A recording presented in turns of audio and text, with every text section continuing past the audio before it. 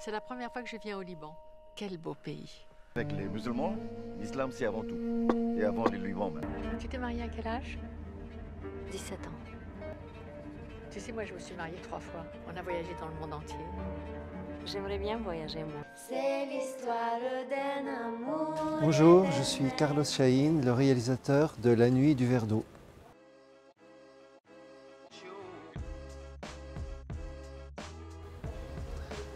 Oui, tout à fait, c'est les deux. C'est une introspection, c'est un retour à mes racines et c'est aussi parler de ce qui me hante et ce qui m'importe.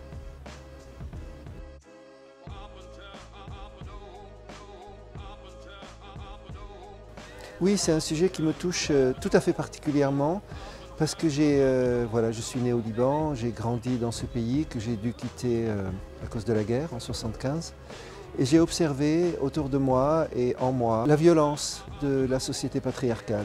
Une violence très subtile hein, parce que tous ces gens sont tous bien intentionnés, et les hommes et les femmes. Et j'observais les tragédies collectives et des hommes et des femmes. C'est-à-dire les sociétés patriarcales, il n'y a pas que les femmes qui sont victimes. Les hommes peut-être l'ignorent, mais ils en souffrent autant. De ce pouvoir qu'on leur met sur le dos et qu'ils ont sur les femmes, qui elles se vengent à leur manière, sur leurs fils et ainsi de suite. Et c'est sans fin. Voilà, c'est des tragédies, c'est comme la tragédie grecque en fait.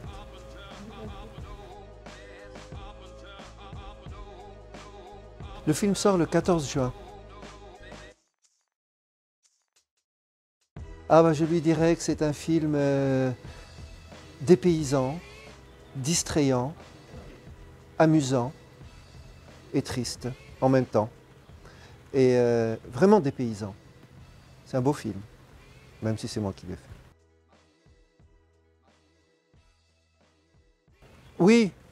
Je joue un petit personnage, pas un petit personnage, je joue une très très courte scène dans ce film d'un ermite, mais parce que j'avais proposé le rôle à un prêtre qui était merveilleux, mais il s'est tellement pris au jeu que c'est une courte scène avec Nathalie Baye où elle va voir un ermite dans la Vallée Sainte et il s'était pris il s'est senti investi d'une mission.